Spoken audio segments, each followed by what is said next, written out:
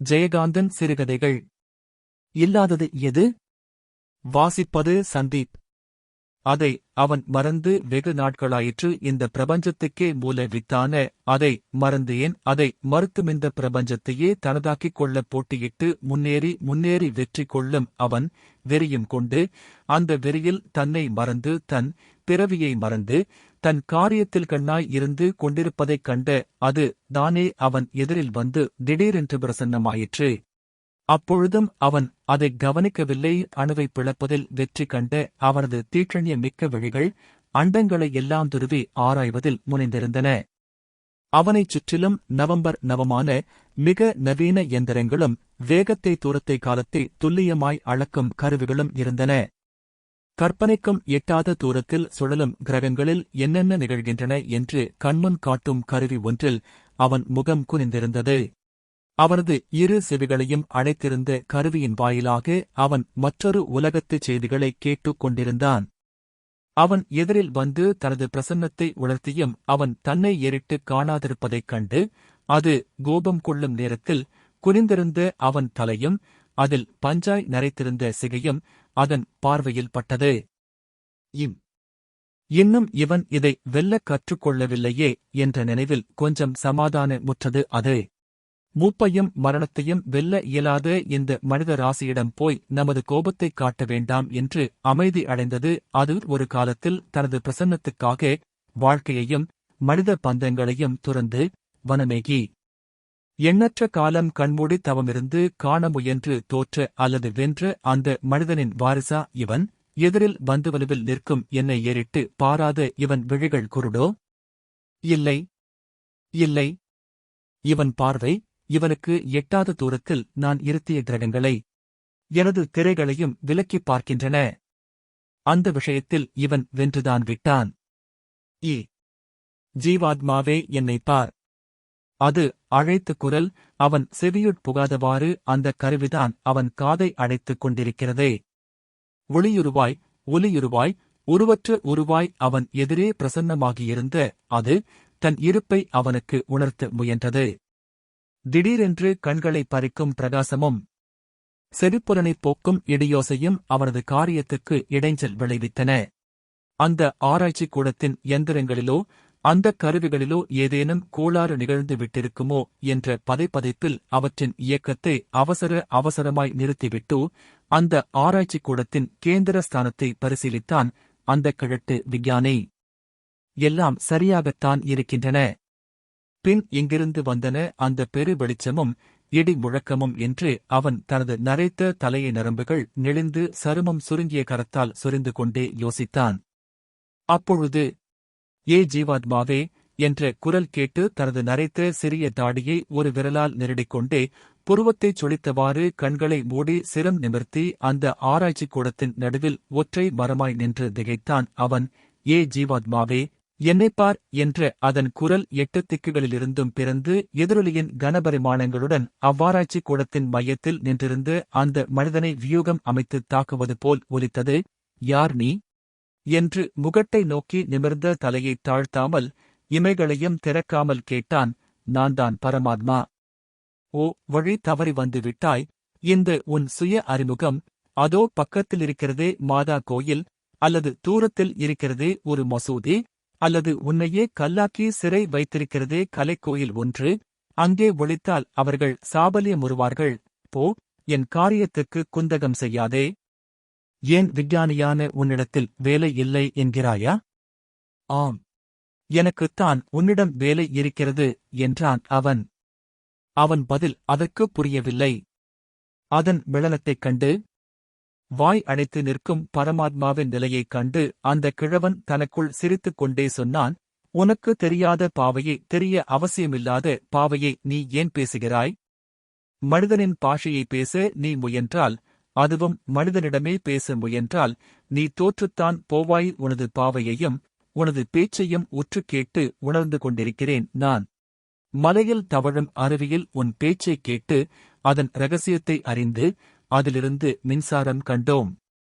இந்த பிரபஞ்சத்தில் ஒரு குறிப்பிட்ட எல்லை வரை ஊதி ஊதி சுழலும் வாயு மண்டலத்தில் உன் மொழியை கேட்டு இருதயத்தின் துடிப்பெல்லாம் அதில் பிரதிபலிக்கும் அதிசயத்தைக் கண்டுபிடித்து வானொலியையும் அதைச் சார்ந்த எண்ணற்ற பல சாதனைகளையும் சாதித்தோம்.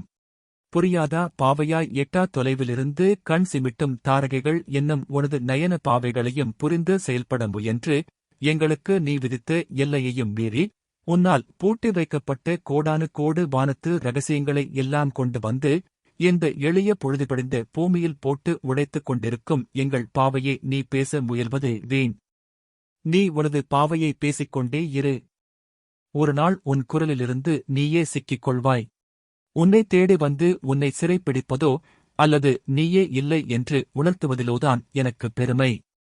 உனது பிரசன்னம் எங்களுக்கு தேவையற்றது. அதைத்தான் நான் குறிப்பிட்டேன்.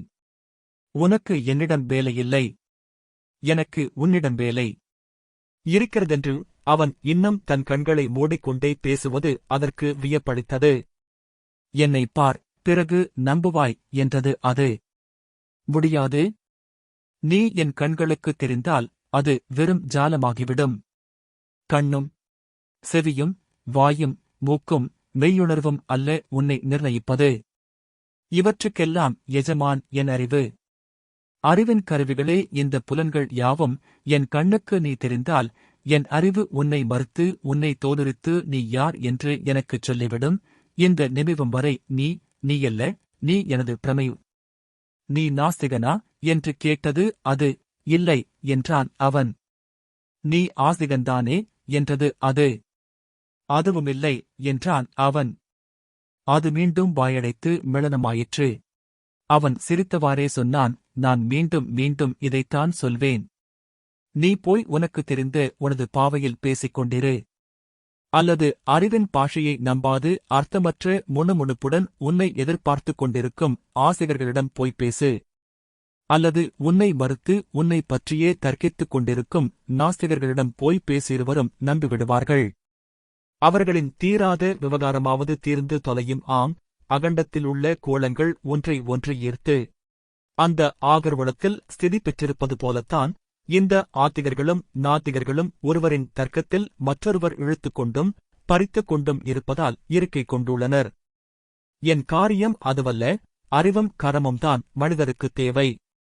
அவற்றின் காரியங்கள் முற்றிலும் முடிந்த பிறகு ஆத்மாவைப் பற்றி யோசிக்கலாம்.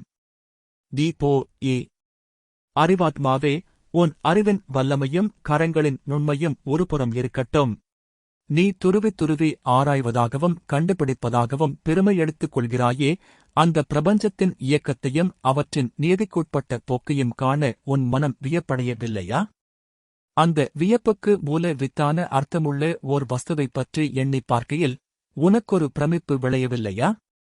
அந்த பிரமிப்பால் உன் அறிவும் கரமும் குவிந்து அடக்கமுறவில்லையா? அந்தச் சக்தியின் முன் தாளத்திற்குட்பட்ட சங்கீதம் போல் பிரபஞ்ச இயக்கத்தையே ஒரு நியதிக்குட்படுத்தி இணைத்து இயக்கும் அந்தப் பேராற்றலின் முன் நீ மிகவும் அற்பம் என்று உனது கண்டுபிடிப்பை உணர்த்தவில்லையா? இல்லை, நான் எனபது முன்னு மற்ற பின்னு மற்ற இடைநிலை என்று எண்ணி தனக்கு இருபுறமும் தொடர்ந்து வந்ததும் வருவதுமான சங்கிலிகளை துண்டித்துக் கொண்டு தன்மயமான நான் மட்டுமே ஸ்திரப்படுத்த முயன்று உன்னை தொழுது கொண்டு இருக்கும் மூடாத்மாக்களுக்குத்தான் அவ்வித பிரமிப்பு உண்டாவது சாத்தியம். ஆனால் நான், இந்த நூற்றாண்டில் வாழும் நானாகிய எனக்கு வெகு சாதாரணமாயிருக்கும் எத்தனையோ விவயங்கள் எனக்கு முந்தைய நூற்றாண்டுகளில் வாழ்ந்த நான்களுக்கு பிரமிப்பாய்த் தோன்றி அந்த மயக்கத்தில் உன் காலடியில் அவர்கள் வீழ்ந்தனர் என்று அறிந்தவன். ஆனால் இன்று எனக்கு புரியாத புதிர்கள் எத்தனை கோடி இருப்பினும் அவற்றுக்காக இந்த வினாடி நான் பிரமிப்புற்ற போதிலும் இவை யாவும் தெளிவடையும், எனக்கு பின்னால் வரும் நான்களுக்கு ரொம்ப அற்பமான உண்மைகளாய் விளங்கும் என்று நம்புகிறேன். அதனால்தான் எவ்வித மயக்கத்துக்கும் ஆளாகாமல் உன் காலில் விழாமல் என் காரியத்தை நான் பார்த்துக் கொண்டிருக்கிறேன். இதற்கெல்லாம் அடிப்படை எங்கள் அறிவு புலன். ஒரு நீண்ட முடிவற்ற சங்கிலியின் ஒரு கண்ணியாக விளங்கும் நான் எனது கருமத்தை நிறைவேற்றுவதைத் தவிர மற்ற எதைப் பற்றிய பிரமைகளையும் லட்சியப்படுத்த மறுக்கிறேன். எனக்கு பின்னால் வரும் நானென்ற கண்ணி ஒவ்வொன்றும் அவ்விதமே செயல்படும். இந்த நானென்னும் கண்ணிகளில் ஏதோ ஒன்று வரப்போகும் ஏதோ ஒரு காலத்தில் ஆற்ற வேண்டிய காரியங்கள் அனைத்தையும் முடித்து பின் வழி தெரியாமல் திகைத்து நின்றுவிடுமானால், அப்போது நீ எதிர்ப்படுவாயானால், அந்த நான் ஒருவேளை உன் காலில் விழலாம். ஆனால் அவ்விதம் நிகழப்போவதில்லை. ஏனெனில் அறிவு என்ற எமது மகத்தான புலன் எந்த அமைப்பிலும் சிக்கி இவ்வளவே என்ற வரையறையில் நிற்கத் தகுந்தது அல்ல. இந்த பிரபஞ்சம் எவ்வளவு விரிந்ததோ அத்தகைய விரிவு மிகுந்தது அறிவு.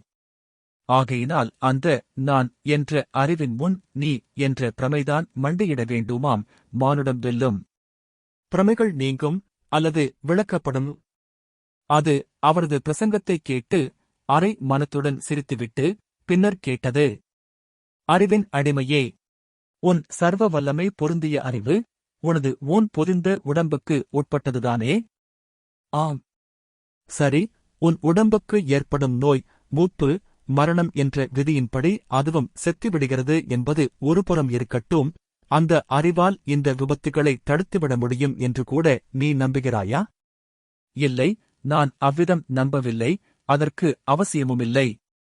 ஏனெனில் என்னை மட்டுமே, எனது அறிவை மட்டுமே முன்னுமற்ற பின்னுமற்ற அனாதியாய் எண்ணி தவிக்கும் மூடாத்மா அல்ல நான்.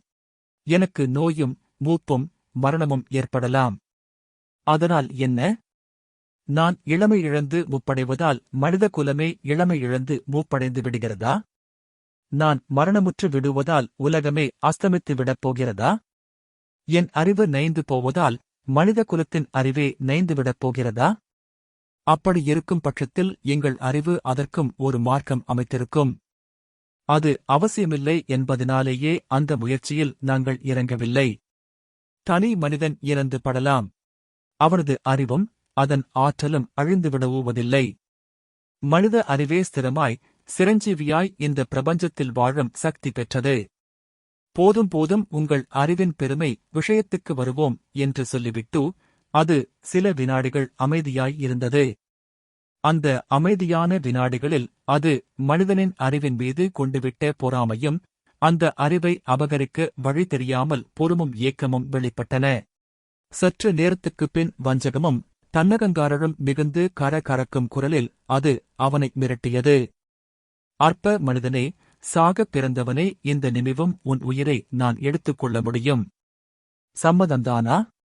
அந்த வார்த்தைகளைக் கேட்டு அந்த கிழட்டு விஞ்ஞானி ஒரு வினாடி திகைத்தே போனான். தனது அனுபவத்தை நம்பவும் முடியாமல், தன் உயிரை இழக்கவும் மனமில்லாமல் குழம்பி நின்றவன், சரி, விவகாரம் என்று வந்தாகிவிட்டது. பார்த்து விடுவோம் என்று எண்ணி தெளிவான குரலில் சொன்னான்.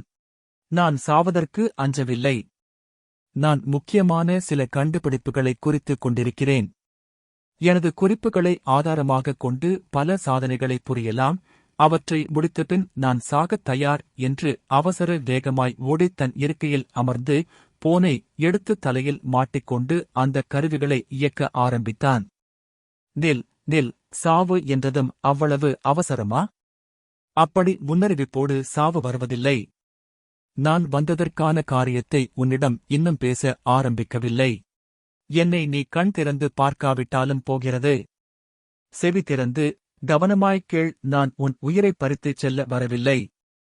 உனக்கு, மனிதர்களாகிய உங்களுக்கு முன் யோசனை இல்லாமல் அதிகப்படியான புலன்களை அளித்துவிட்டதாக நான் உணர்கிறேன். அதனால் நீங்கள் துன்பப்படுகிறீர்கள். ஆகையினால் உனக்கு இருக்கும் புலன்களில் ஒன்றை எடுத்துக்கொண்டு விடுவது என்று தீர்மானித்துவிட்டேன். என் தீர்மானத்தின்படி உனது 6 புலன்களாகிய கண், மூக்கு, வாய், செவி, மெய், அறிவு ஆகியவற்றில் ஒன்றை நான் எடுத்துக்கொள்ளப் போவது நிச்சயம். ஏனெனில் எதை நீ இழக்கப் போகிறாயோ அது எனக்கு அவசியம் தேவை. ஆனால் ஒரு சலுகை தருகிறேன். இவற்றில் எதை நீயே இழக்கச் சம்மதிக்கிறாயோ அதையே நான் எடுத்துக்கொள்வேன். சீக்கிரம் சொல் என்றது. அது ஒன்றை நான் எடுத்துக்கொள்ளப் போவது நிச்சயம் என்ற அதன் குரலும், அது எது என்று நீ தீர்மானம் செய் என்ற சலுகையும் அவனை வெகுவாய்ச் சிந்திக்க வைத்தன. அறிவை இழக்கக்கூடாது. கண்களை இழக்க முடியாது. அதைப்போலவே செவி புலன், மெய்யுணர்வு, வாய், இவற்றில் எதை இழந்தாலும் பயனற்று போகும் வாழ்க்கை. வேண்டுமானால் மூக்கை இழந்து விடலாமா? மோப்ப உணர்வு இல்லாவிட்டால் உண்ண முடியாதே. உண்ணாவிட்டால் உடல் நைந்து போகும் நோய், மூப்பு, மரணம் இவ்விதம் குழம்பிய கிழவன் அது இவ்விதம் கேட்பதில் ஏதோ சூது இருக்கிறது என்று சந்தேகப்பட்டான். ஆம், மனிதனின் அவன் அறிவின் மிகச் சிறப்பான அம்சமே இந்த சந்தேகப்படும் குணம்தான். சந்தேகம் ஆராய்ச்சி கருவியாய் அமைகிறது. அதிலிருந்தே யூகம் பிறக்கிறது, செயல் விளைகிறது. ஆகையால் உன் சித்தத்துக்கு ஏற்ப எதையாயினும் எடுத்துக்கொள் என்று கூறிவிடலாமா என்று யோசித்தான். அவ்விதம் சொன்னால் அடுத்த வினாடியேதான் இழக்கப் போவது தன் அறிவு என்பதையும் அவன் உணர்ந்தான். அறிவினும் உயர்ந்த புலன் ஒன்று தனக்கு விளையலாகாதா என்று கற்பனை செய்தான். கிழவனின் முகத்தில் புன்னகை ஒளிவீசிற்று. ஏ பரமாத்மாவே, உனது சித்தப்படி என்னிடம் இப்போதுள்ள 6 புலன்களில் எதை வேண்டுமானாலும் நீ எடுத்துக் கொள்ளலாம். ஆனால் சீக்கிரம் சொல் என்று தன் விருப்பத்துக்கே அவன் விட்டுவிட்ட மகிழ்ச்சியில் அவரது அறிவு புலன் மீது எண்ணம் கொண்டுவிட்ட அது பேராசையுடன் பரபரத்தது. அதன் பேராசையை அறிந்து கொண்ட கிழவன் மூடிய கண்களுடன் முகத்தில் விளைந்த ஏளன சிரிப்புடன் சொன்னான், உனக்கு இவ்வளவு அவசரம் கூடாது. சொல்வதை முழுக்கக் கேள். மனிதன் தானடைந்ததை திரும்பத் தரமாட்டான்.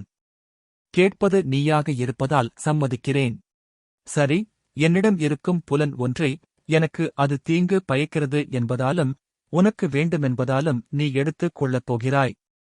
என்னையே எது என்று தீர்மானித்து நான் தருவதைக் கொள்வதாக சலுகை தந்தாய். அந்தச் சலுகையை நான் விட்டுக் கொடுக்கிறேன். உன் இஷ்டப்படி எடுத்துக் கொள்ளலாம். இந்தச் சலுகையை நான் விட்டுக் கொடுப்பதால் எனது ஒரு வேண்டுகோளை நீ புறக்கணிக்காமல் இருக்க வேண்டும் என்றான் அவன். இவனுடைய சர்வசக்தியான அறிவையே நாம் எடுத்துக் கொள்ளப் போகிறோம். இவன் வேறு எதை வைத்துக்கொண்டு என்ன செய்துவிடப் போகிறான் என்று எண்ணி, உனது வேண்டுகோள் என்ன என்றது அது. கிழவன் அமைதியாக ஒவ்வொரு வார்த்தையாய்ச் சொன்னான். எனது புலனை எடுத்துக்கொள்ள வந்துவிட்ட மூல சக்தியே, நான் அனுமதித்துவிட்டேன். எனது வேண்டுகோளை நிறைவேறுவதற்கு முன்பே உனது காரியத்தை நீ நடத்திக் கொள்ளலாம். எனது புலன்களில் ஒன்றை நீ எடுத்துக்கொள்வதற்கு முன் எனது வேண்டுகோளை தீர்க்கமாய் பரிசீலித்துவிட்டு காரியம் செய். எனது வேண்டுகோளை நிறைவேற்ற முடியாமல் எடுத்துக்கொண்டதையே திருப்பித் தந்து பெரும் தோல்விக்கு உள்ளாகாதே.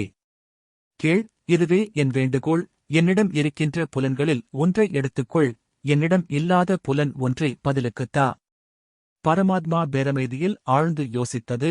இல்லாத புலன், இல்லாத புலன், இல்லாத புலன். இல்லாததை எப்படிச் சிருஷ்டிப்பது? அறிவு புலனை எடுத்துக்கொண்டு பதிலுக்கு என்ன புலனைத் தருவது? தர முடியுமா? தந்தால் அறிவினும் சக்தி மிக்கதாய் அது மாறினால் இல்லாதது எது? மானுடன் சொல்வான். அவன் பாவையை நான் பேச முயன்றது சரியென்று.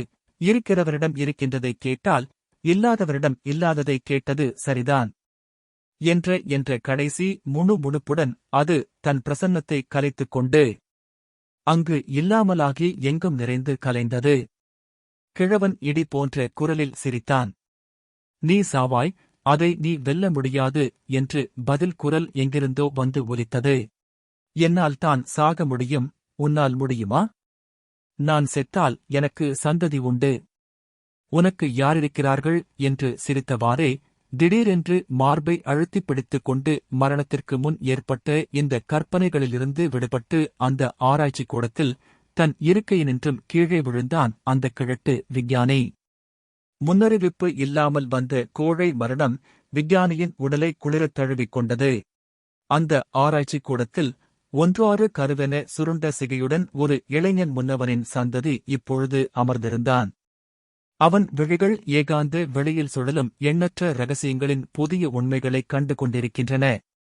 அவன் செவிகளை அடைத்திருந்த கருவியின் மூலம் புதிய புதிய செய்திகளை முதலில் அவன் கேட்டுக் கொண்டிருக்கிறான். ஆனால் இதுவரை எங்கேயும் ஒளியாகவோ ஒலியாகவோ அது இவன் வழியில் குறுக்கிடவில்லை. அது தன் பாவையில் தன் விதியை நொந்து கொள்கிறது. அந்த பாவையின் அர்த்தத்தையும் இவனே கண்டு தேர்கிறான். அதன் பெருமையை தானும் அறிந்து அதற்கும் உணர்த்துகிறான். இவனே மானுடன் முன்னும் பின்னும் உள்ள மனிதகுல வம்சாவளிச் சங்கிலியில் ஒரு கண்ணி இவன். இவனுக்கு இல்லாதது எது? மரணம் உட்பட. இந்த வாசிப்பை கேட்டதற்கு நன்றி.